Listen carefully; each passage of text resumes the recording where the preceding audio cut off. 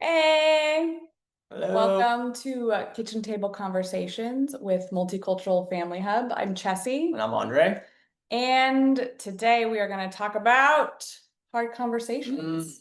Having hard Yeah. conversations. So in our community, we've been talking, we have the August theme has been transitions. So transitions bring so much uncertainty, right? In transition period, you are pulling yourself out of your normal Mm, routine and doing something different.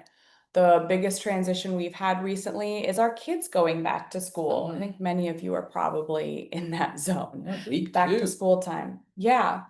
So in these moments of transition, there are plenty of hard conversations that have to happen. Who is taking the kids to school? Communication coming back from teachers. What else have we experienced in terms of just like, Oh, who picks up? How do you pick up? What's the protocol?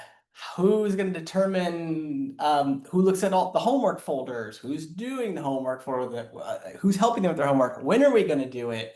what are the after school When activities? do Are we we- going to lots of birthday parties? Yeah. Should we do choir this year? Just so It's many. that season of that. You could feel that young energy building of like there's a lot of options on the table. There's a lot of things one could do. What do And you they're mean very by young energy?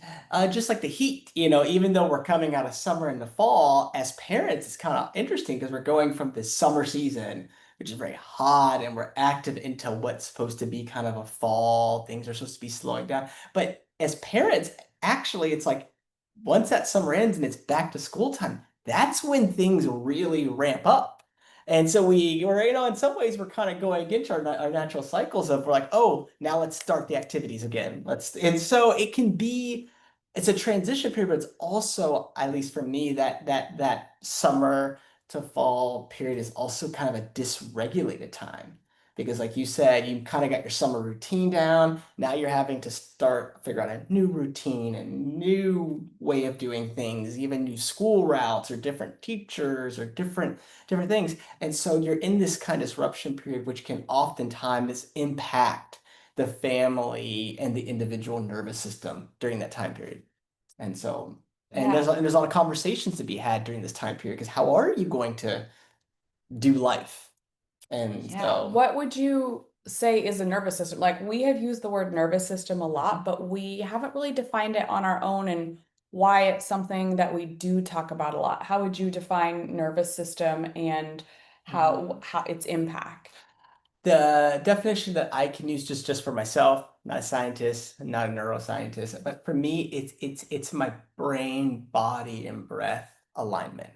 It's when I am using the whole part of my being and also the whole part of my brain. I'm not operating in my fight or flight Phrase. freeze part of my brain, but everything is online, meaning my creative side, my executive functioning, my ability to problem solve, all of that is present. And when I'm in that state, when that is all online, then I am in what I call my balanced nervous system. And so that's how I define my nervous system. It's not just what's going on up here, but it's when this is online and also my breath is online, and then I'm in my body. So I'm not way up here, but I'm not down here. I'm kind of right in the middle. So that's the definition that I use For a balanced nervous for system. balance. Yeah. And I guess I'm thinking about like nervous system in general. And I'm thinking about, for me, it's how I'm feeling in my Mm, body. And the times that I started to like understand a dysregulated nervous system was that when my body felt out of control mm, and the responses that I wanted to formulate in my head were totally different than what was happening in my body. And it wasn't for me until we had twins that I really understood, maybe even Hugo, our firstborn, a little bit, that I really understood that I had a nervous system, that mm, there was responses happening without me like my cognition clicking in, right? My like thinking brain was not at all attached Mm, to the reaction that was happening in my mm, body. So when I think about my nervous system, I think about the reactions that happen that are connected to, we call it like the lizard part of our brain or the old mm, wiring. So this is prefrontal cortex. So the part of our brain that processes executive functioning, that has creativity, that is, I think, part of what makes us human, and the more like animal part of our brain that governs those body responses, that mm, is the fight, flight, or freeze. Because we previously we had to be so good at picking up on whether or not there was a tiger in the bushes mm, ready to come out and attack us, right? And now our lives are obviously very different from a hunter-gatherer situation, right? But those hunter-gatherer instincts are still in there. mm, We still have that like old part of the brain that has these instincts and like sets our body alight. So for me, I remember um finally having some coaching on, we were doing thought work and mindset work and coming to new thoughts. And recognizing that I was trying to get to a new thought, but my body was already on fire. mm, So my reaction was like out of control and not how I wanted to show up.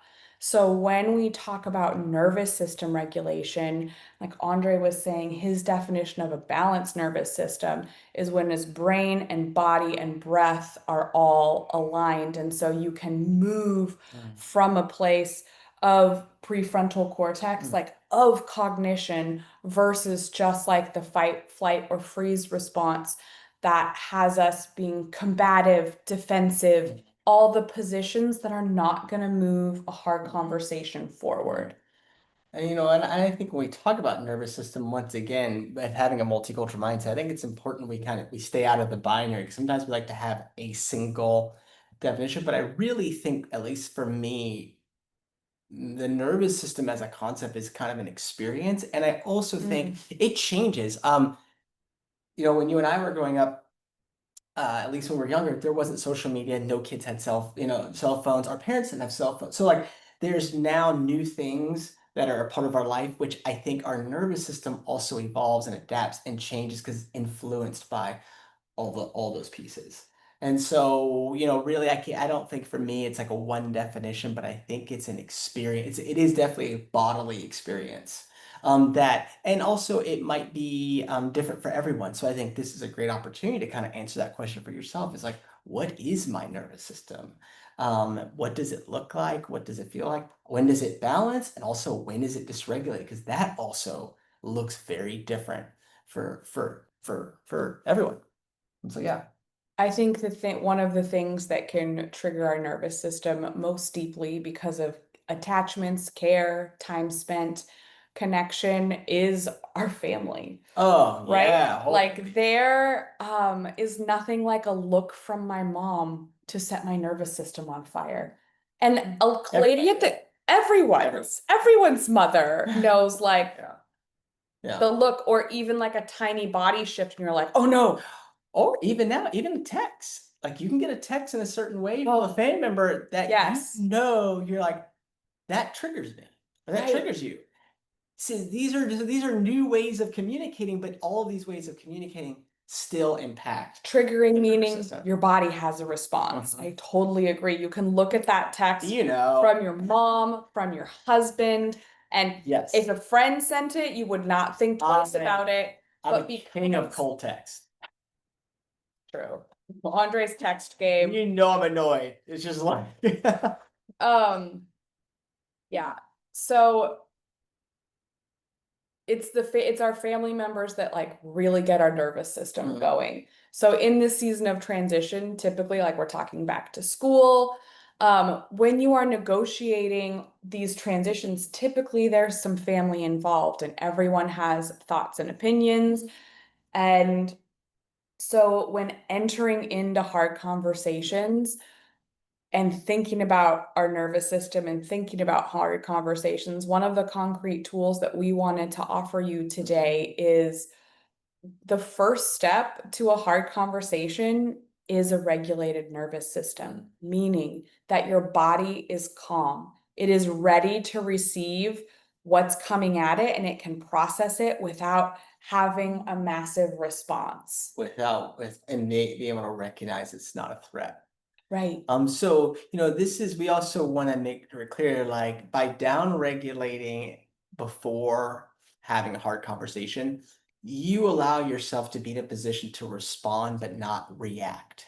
And those are two very different things. This isn't bypassing. This isn't saying, let's just try to step around and not engage and not have the conversation. This is saying, I can take it all in. My nervous system says, oh, this isn't a threat. I can use that other part of my brain that is creative, that can problem solve, and then come up with a response with my partner versus that reactive part that's like, this is a threat to my identity, or this is a threat to me as a human being, or this is some kind of existential threat because this person is asking a question or proposing something. But so in order to not be at that place, there is what we think there is some really beautiful front work that we can do all individually before we ever engage. Yeah. And So, I can even tell a story about a time I did not do this, which is oh actually yeah, really by all recent. means. So, because we were thinking about examples, and maybe it was a week or so ago, I was going to take the dog to a park to throw the ball, and our daughter was with us in the car. And so, and I always keep this ball in a certain spot in the car because sometimes I'm like, oh, this would be a good time to go to the park, and I want it there.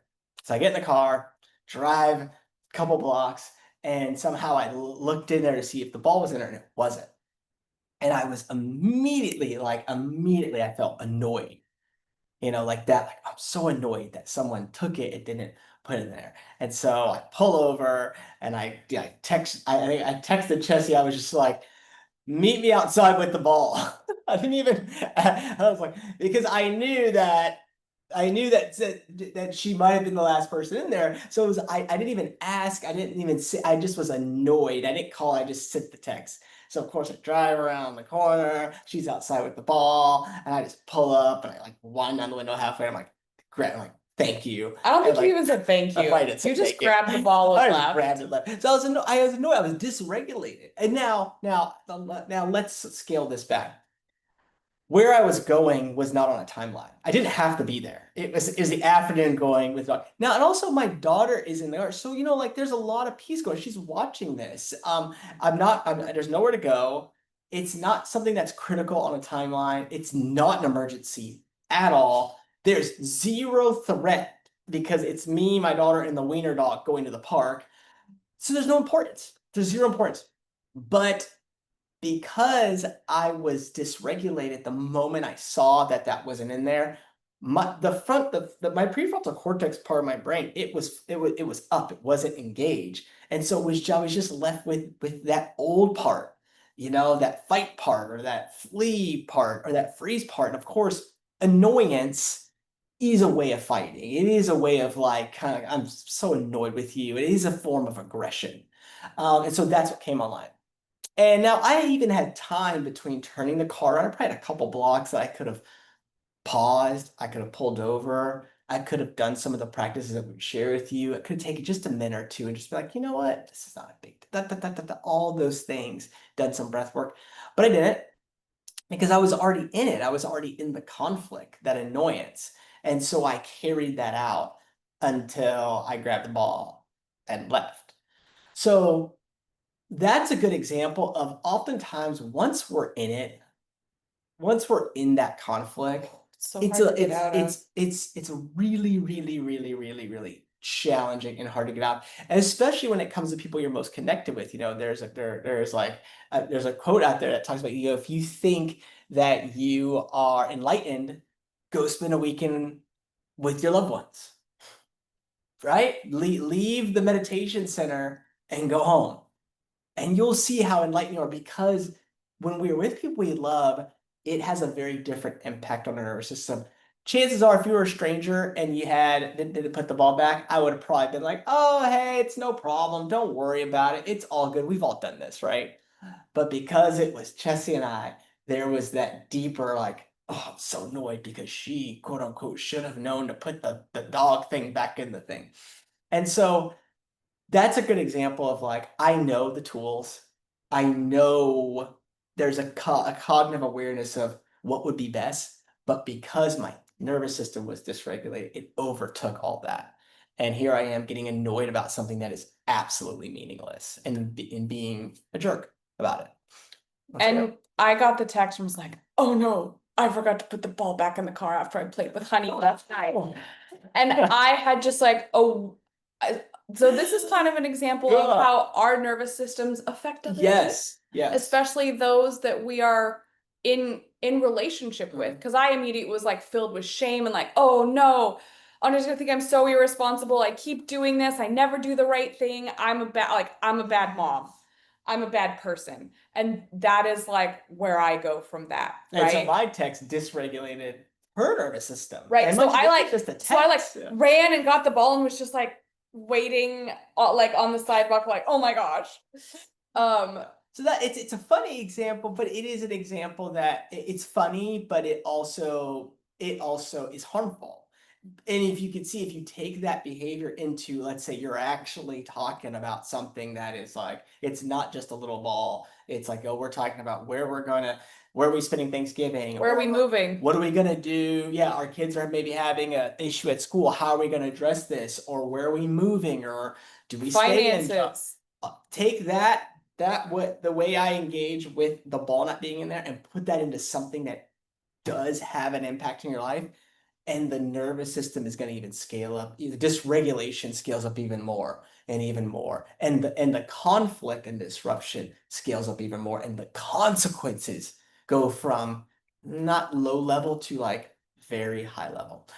But for us in our work, if we're going to really address the root cause, then we have to go back to before the conflict, before the engagement, and go, what state is my nervous system in right now? And that's even a question I could have asked, right? When I noticed the ball was missing, I could have said, how am I at? How's my nervous system right now? And I would have probably known, well, it's 6 o'clock, I'm a little tired, Hungry. I'm hungry, I want to do this thing, but I'm kind of feeling a little, okay, let me down regulate and show my daughter and be a model of how to use these tools, so that I can move forward. I didn't do that, but I'm gonna do better next time. So we've talked a lot about what we can do beforehand. So what's some practical tools, that, or there's two at least for me that I. So I think about the first thing before entering the conversation, or even sometimes the conversation gets sprung on you, is just asking for a minute.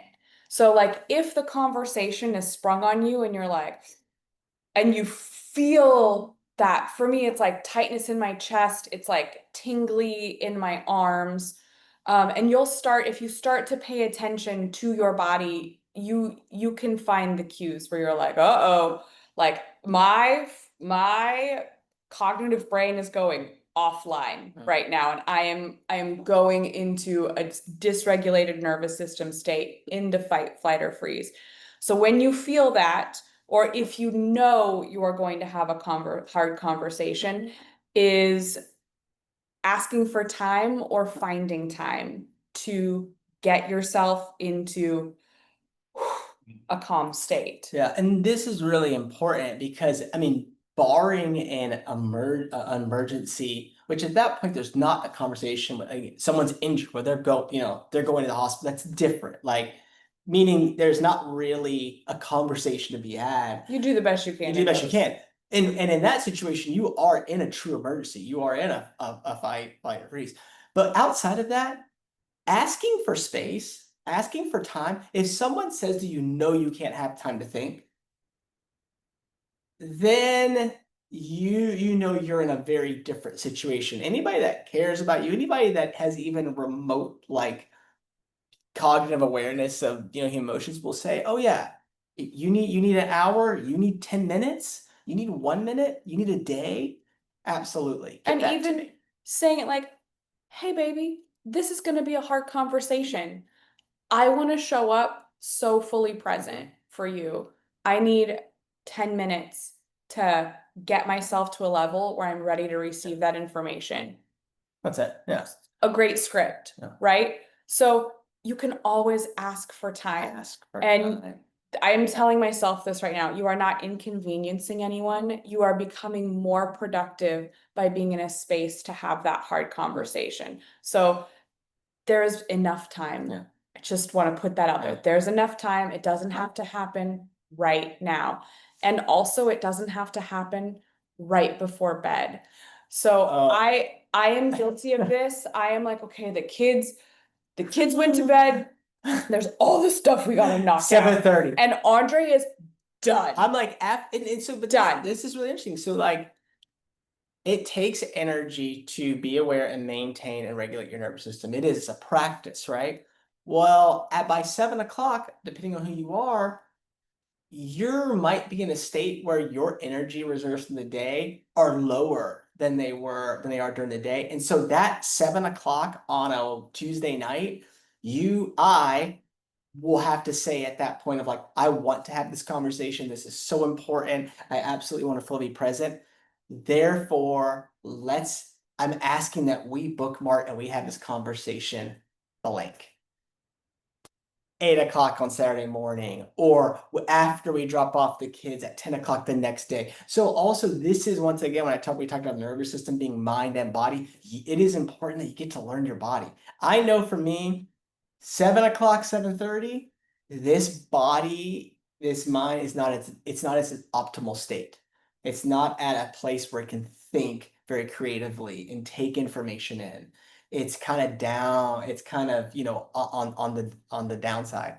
And so if I were to have, if Chessie comes to me and I say, and I just opt into that, like, okay, I guess I got to do it. I'm not showing up with a regulated nervous system.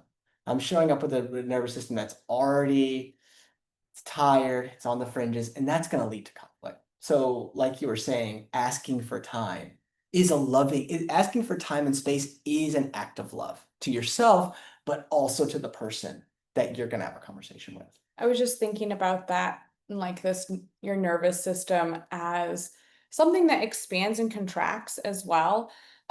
Maybe an analogy is like when you are fully regulated and you have like a lot of space, and it's like a big puffy jacket where you're like, I have all of this padding between the outside input and like when I think of like frayed nerves, right? Where something can get all the way in and activate you. And if you have that puffy jacket on where your nervous system is regulated, you're feeling super calm, that's amazing. And I just think about like Andre's nervous system at 7 p.m. Like by that point, he has like a very light sweater. I do. I'm very And cozy, very light, and I'm looking forward to going into bed. I'm like yeah. waiting for 8:30. Like, yes, I get to go to bed. Yeah. And so just thinking about too, like, when do you feel like you have that puffy jacket on and you're like, yeah, okay, I'm cozy. I'm like ready for this conversation. So ask for time and possibly even ask for a time that works, or find a time where you're like, hey, this works for you and me. right. And it's gonna be productive. Again, there is enough time, and you can truly like rip apart the conversation before it even starts if you don't ask for a minute. Yeah. And I have to be better about asking for a minute because there's a story in my head about inconvenience. Or I really struggle to keep things in my head. Like when it comes by and I grab it, I'm like, oh my gosh, I have to talk about this right now, or I'm never gonna remember it again. Yeah, which is like a pancake to the face I people know. often. I know. Okay. So finding tools too to be like, how am I going to remember this thing? That's a challenge for me, is like I really want to talk about this thing, but my brain moves so quickly in so many different directions. I often am like, oh no, it's gone. That was it. Now it's only going to happen when I remember it again. But trying to find a time to like write it down, like, okay, I want to like calendaring a conversation. I want to talk about this. And sometimes I'll just be like, Andre, I really want to talk about this thing, not right now, but like I won't be able to remember it. So just like, can you help me placehold I'll it? be like, we are going to talk about that tomorrow at. I think 9 you a.m. type it in your brain though, because you can hold it in your mind and I can't. And if for some reason time, like even the concept of time, sometimes that's very triggering and that's anxiety producing for some folks, depending on your relationship with time. You can also say, I create, it's another way of looking at it is create space. Yeah. Create space for yourself. Like if I was in that car, if I would have pulled over and taken time or created space for me to check in, I would have showed up completely different. So creating space is also what we're talking about. When we say, hey, can we talk about this then? Or can I check back in with you at this day? We're creating a little space and a little distance that gives us time to now go to our practice. And so, and Chessie talked about the nervous system expanding and contracting. And that goes to our next tool. So after you've created space, which is a skill in itself, because we're in a culture that says like, someone asks you this, you respond immediately. Someone Yeah. sends you an email, you respond within this thing. Someone sends you a text, you hit them back. Um, Once you communicate the space and once that's acknowledged, then the next thing for me, which is so critical, is breath. Is breath. And what do I mean by breath? I mean taking a time. And when I say time, I mean 1 minute, 2 minutes, three, more if you have it. But if you got 30 seconds, you take it. And when I say breath, what we mean is full breath. Well, what is that? What we're looking at is usually about 4 to 5 seconds in, 4 to 5 seconds out. That full body breathing. They say most of us walk around through the day and we don't take a full breath if we're not conscious of it. We get up, we start, next thing you know, kids are down, we're getting ready for school, we're dropping. Like, all of a sudden you can realize that we've just been like kind of like, which is almost like you're running or you're exercising the Well, that's whole like day. it's the old part of your brain. It's Yeah. like, oh, I like you are when you are panting or like like you're not taking a full breath, and when we take a full breath, It we down our regulates. body's like, oh, we must not be in danger. Yeah, it down regulates the whole system. And it also, when you focus, because it does require putting your attention on. So all of a sudden, instead of your mind being out there and being anxious and thinking about things, it brings it to that breath and then it anchors it so that you're right here. Because when you're breathing, you're breathing. And when you're consciously breathing with your full body, you are automatically in the present. We're talking today. My body can't be in the past or future. It's right here, right now. So it anchors me down. It going back to the story of, the ball, if I would have pulled over and if I would have created space, and then if I would have said, okay, I'm gonna take 1 minute. Hey Ruby, dad's gonna breathe. You can breathe along if you want. And I would have done my 4 inhales, my 4 exhales for a minute. All of a sudden, I would have, instead of being up here, I'd have been right there in the car, present and realizing nothing is wrong here. There's nothing to be annoyed about. This is not important. You go into a park with your beautiful daughter on a beautiful day. Done. But that's just breath. So you don't necessarily have to go meditate or do all those practices are good, but you can just start with the breath, full breath, 4 to 5 seconds in, pause, 4 to 5 seconds out. You can do it on your own. You can do it at your own pace. You can do it for 30 seconds, a minute, two. Yeah, I use that, for example, if we're gonna go in a grocery store, sometimes I'll just, when I park, instead of parking over the door, I'll just take a quick 30 and like down regulate so that when I go in, Especially with you with kids. yeah, so when I go in, I'm going in. I already know it's going to be sensory. I already know there's going to be stuff going on, stuff out of my control. But if I'm able just to kind of drop down in, now, so breath. So that is probably my number one as parents, human beings, as multicultural parents, is really, really, really anchoring into our breath and using that as a tool for down regulation prior to engaging in any hard conversations. This is like It's this episode it's is for me this because I struggle to remember to breathe. I can like tick all the boxes off, right? I'm like, okay, I did the yoga, I did my workout, like I got the food ready, I did this, and the whole time I'm not breathing. Mhm. And so this is such a good reminder for me And too. the reason why this one is the most important for me is because if you can, when you and I practice this one, we also can then take that breath in the conversation. I know for me, Chess and I were talking, he's like, I could be very good on the front end of down regulating and coming calm.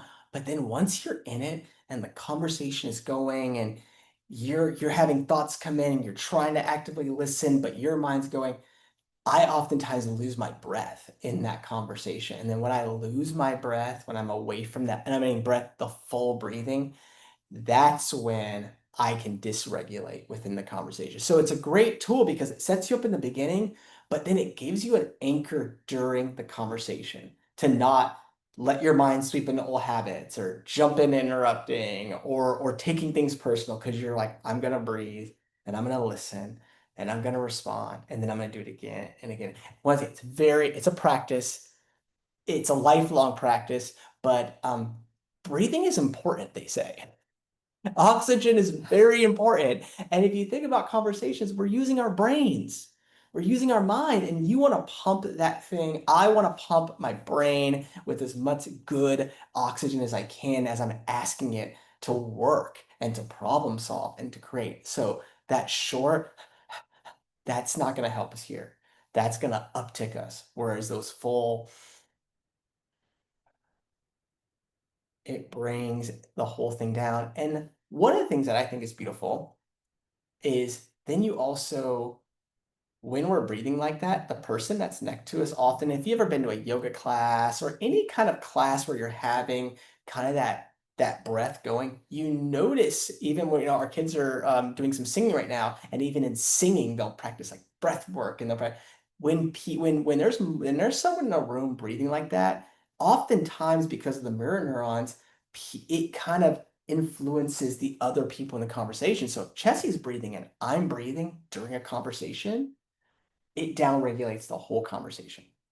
And I think it's important to, we love to talk holistically, right? Where we're talking about mind and body. So the breath, super important tool. I often have racing thoughts during conversations. And one of the thoughts that Andre has given me that I really appreciate is I'm not in trouble. And that goes back to my third thing. I'm careful with this word just because so the next thing is like telling yourself something. And I'm not going to use the word like an affirmation, but having something that's true that you can pull up automatically as you're in the conversation or even before the conversation. And that's the one that I got that from a program I'm doing with Martha Beck, and it like changed everything for me. It's like, you are not in trouble. And you think about because that when you're breathing, so when I create space and then I'm breathing and then I real and I remind myself of that, I'm actually not talking to 42-year-old Andre in that case. I'm talking in my situation to like 5-year-old Andre, to 7-year-old Andre, to 10-year-old Andre, to the Andre who maybe was told certain things or even hit or done that because of trouble. And so that Right. part of me is still allowed to come into the conversation and be in the room, but he's not there as the kid that's in trouble. Because the kid that's in trouble also typically didn't have power in those No, conversations. no, Because most of powerless. the Yeah. time, hard conversations when you're little look like you're in trouble, here's the Yeah. consequence. Yeah. That at least was Yeah. how it went when I was little. Yeah. Typically is like you're in trouble Yeah. and these are all the things you need to do differently, You're right? And so as an adult, we still have that it's like all little being. there. So when a hard conversation is coming, for me, and I think Andre, that little person inside of you is like, I'm in trouble. Mhm. And in some ways, again, that pulls up the fight, flight, or freeze 100%. because then you go back to like, oh no, I'm in trouble. And so for me, the breath work and the thought when I'm going into a hard conversation, and I am talking about even asking for something. Mhm. For me, asking for help is like the hardest conversation. A hard conversation might not be a hard topic. It might be just something Yeah. that's hard for one or both of you do. Yeah. Asking for help. Yeah, I mean, Yeah, it be talking about like this, for example, like I have been the person that has, for the most part, grocery shopped, done meals, asking for like, hey, I need help with dinner. That immediately makes me feel like I'm not doing my job, I am not worthy, I'm not doing enough, right? I know that these thoughts to some of you are like, that sounds bananas in your head. And it does sound bananas because it's just a story, right? It's the stories that our cultures have given us. It's the stories and layers that We have kids created to protect ourselves. So we have all these stories, right? And so, like Andre said, it's so true. The hard conversations might not even be about anything big, but hard conversations for you because of either the stories that you've been given about what asking for help means, about what saying I can't do it on my own means, what all of those things mean, right? So when you are going into a hard conversation for you, having those tools of I am in my body and Hmm. I am also safe in my mind because I can come back to that anchor thought of I am not in trouble. Yeah. Like I am a good human. I am okay, right? Coming back to that thought for me, because again, I have like really spiraling thoughts, right? So coming back to an anchor point in your body and an anchor point in your mind as you're moving through the conversation and even pre-conversation, because sometimes I can't access any of those. When I get to a point in a conversation, I am definitely more of a freeze, or they call it a fawn, where it's like, okay, the coping mechanism that I have developed is like fawning means like I am going to people please and navigate and like praise and make everything okay because that's safe, right? So I'll either freeze and be like, I can't engage with it, I'm stuck, or I'm going to like, oh, this is hard, so I'm going to like disregard everything my body is saying and disregard all of my needs and like so we just had someone knock at our door and our dog went berserko. Killer wiener dog. Very good talk. Oh my goodness. And it's so funny because right now, when the dog barks, I'm like, right, my body is all the way on fire because I'm like, oh no, they interrupted the podcast, right? What are we gonna do? What was I saying? People Like, are gonna oh, hate us. right? So right now, perfect time in real time to take the breath. I'm not in trouble. You're not in trouble. I'm not in trouble. No. It's all good. We're here. And So we're yeah, today we made this really cool thing. We being Andre made these really cool tools for you to access so you can practice that feeling of having a calm nervous system, of putting on a really puffy jacket, right? Of feeling and these, we're calling them, mini nervous system resets, and they're designed to be done when you have time. They're like 5 to 7 minutes long, so they can be done in between your transitions between in and out of stores or picking up the kids, or maybe you have a moment even at work or before leaving work, or even when you're in the car in the driveway. One of them is just some breath work and some mindfulness stuff, and the other one has some breath work. Some body work, some body scan work, and then one or two restorative postures that allow you to kind of drop down. So this is if you can have a little space in your home or in your bed, in your bedroom, or wherever you are, that you just I just need to get grounded. And so yeah, those are going to be available. I'm super excited about it.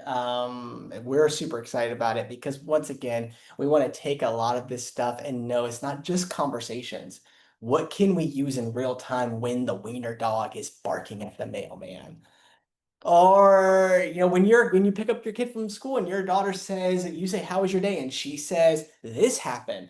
You don't know where it's coming from and you don't know when it's coming. So just being able to not have to go, "What do I do?" You're like, okay, I practice this. 4 inhale, pause, 4 exhale, pause, couple rounds, get myself grounded. So kind of a review, create space, ask for space.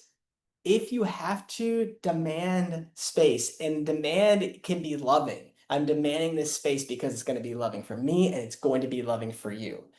Once that's established, drop into your breath work. Does not have to be complicated. It doesn't have to be something that you're doing on a mountainside in East India. It could be, like I said, 4 in, pause, 4 out, pause. You could use that one over and over again for a lifetime. Then that third one, having an anchor thought that's actually true. yeah. That is like you can, and when I say that you're not in trouble, it's true. You're not in trouble. And on that last one, really take a moment, even right now, and ask yourself, when is the last time someone has said that to you, or you've said that to yourself? Mm. For some people, on my journey, I realized like I had never been told that. That like you're not in trouble. You're good. You're like it's even if you made an error, that's not trouble. Yeah. You're a human being. So just having you can take that one, you can find other ones, or you can create your own that is absolutely true that you believe in. And then once you've done those things, you've created space, you've dropped in your body, your breath, you have an anchor thought, you're practicing that. Once all of that is done and you've taken the time, whatever that looks like for you, then you can say, okay, am I ready to engage? And when you engage, now you're engaging with a nervous system that's kind of already primed for creativity. It's primed for problem solving. It's primed for thinking outside the binary when you're having the conversation. And now, if both of you are doing that, that's even beautiful. But just if one person does it, it really shifts the whole thing. Whereas when Chelsea and I are dysregulated and we show up, you got two Aries, dysregulated, nervous. I mean, it's just Lots of fire. fireworks, Yeah. But even if I'm not at that place, but she is down regulated, I'm gonna notice that, and I'm gonna pick up on that, and then I might say, hey, I notice you're in a good space. I'm not. Let me go do my work, or I might drop in that moment and go, oh yeah, okay, I need to mirror her because she's the lead here. And that might not even be cognitive. I might call it this might, but once again, our nervous systems. I was actually reading a book this morning. They made this beautiful analogy. It was saying, imagine the Wi-Fi we have now. Sometimes with the Wi-Fi, you have to go in a place and you ask, hey, can I have your Wi-Fi password, right? But once it's on and it's on auto, the next time you go into that coffee shop, the next time you go in that library, you're not even thinking about it. You pick up your phone and it's connected to the Wi-Fi. That's how this nervous system works, especially with our families. We're not going into the counter going, can I get the code? We got You the walked into password. the house. You went back home to mom and dad. You witnessed and you connected into the Wi-Fi or that nervous system. And so we are aware of that. Now, that might seem like a bad thing, but it could also be a beautiful thing if the nervous system is regulated and healed and whole, that you want to connect into that, whether it be in a conversation or whether it just be in space. And we've all had that feeling where you walk into a space and you go, I did it yesterday. I walked into an art therapy office and I walked in the door and it's on a really busy street. And I mean, I think there's like there's a lot of activity outside and there's a lot of yelling and a lot of heat and a lot of guys yelling on the other side of the street. There's a liquor store as well as some other Yeah, really activity. interesting But I walked in this space and it was like, shops. boom, instant connected with the nervous system in that space. And I immediately like downregulated and was ready to engage in this art therapy modality. So anyway. One of the things I Okay. wanted to highlight that you said was creativity. Mm. Because in a conversation that is challenging,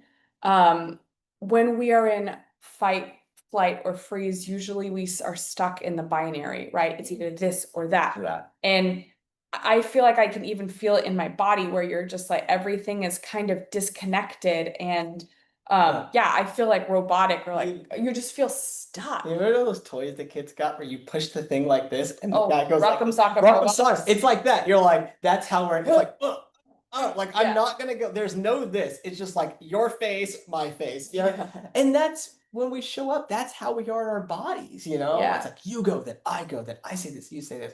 Versus when we're down regulated, there's nothing to fight. And so creative solutions spring from that Yes. place Beautiful. where we are down regulated, we have our phrase in our head, it's I'm not in trouble for me. It's all good. Mm. And it's like, oh, I could ask for help if we need to get kid from point A to point Yes. B. Oh, like what if we took a different route that day? What if I don't even know, but the creativity flows when we are in a downregulated state, whereas the binary and the conflict happen when our nervous systems are on fire because we're trying to protect ourselves, right? Yeah. So just knowing that like to get to the creative solution that you want to get to in a hard conversation, having that, having your body down, puffy jacket, grounded, Yeah.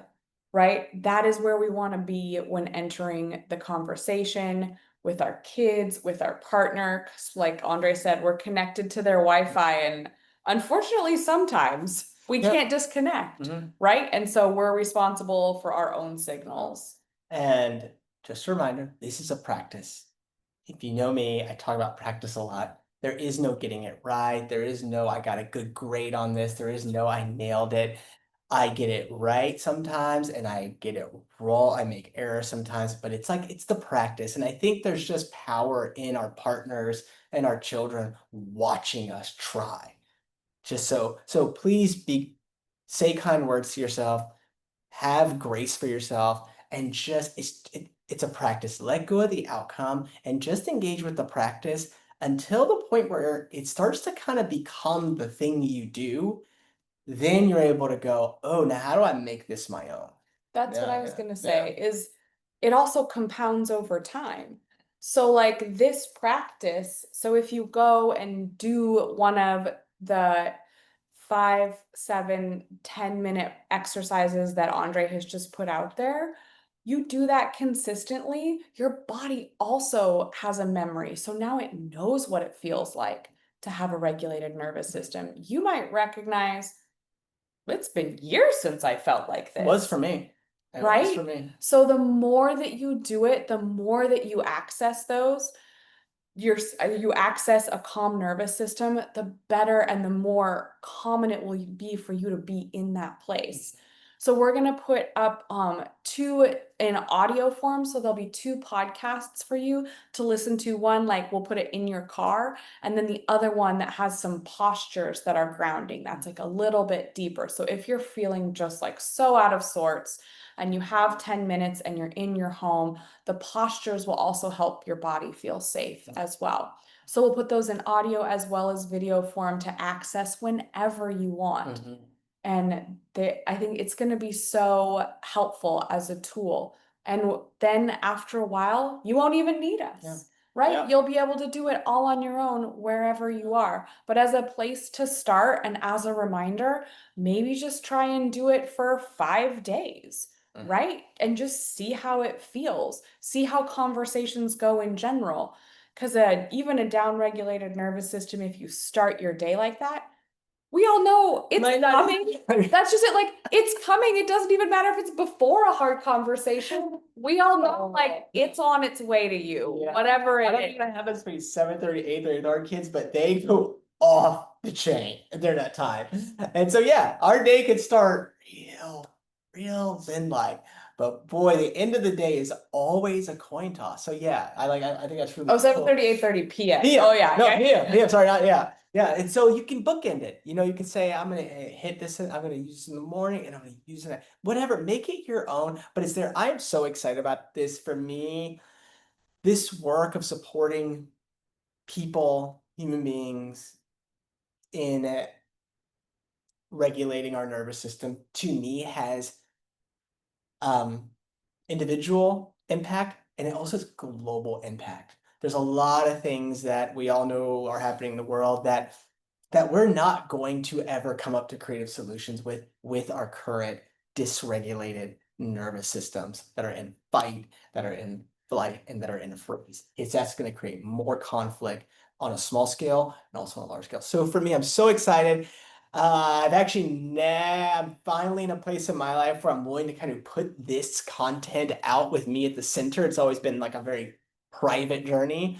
And so I tell myself, I'm good, not in trouble, and it's all gonna be all right. So I'm so excited to share it with all of you and do it together, but even more, I should say more, what would even be different experiences, do it with someone you love. It could be a Mm. partner, it could be a parent, it could be your son or daughter. Yeah, try it. So go check it out and have those hard conversations from a centered place. So we'll keep exploring this with you because step one, regulated nervous system. There's probably some other steps we'll explore. All right. But go have a great week. Also, before I let you go, I just want to remind you, please, please, please subscribe to our podcast. Give us a rating or a review. It matters so much for us to continue to put this content out there for you. So please go wherever you are listening and give us a rating and a review and subscribe because we want to connect with you every week. All right. Till Have a good next one. time, my beautiful people.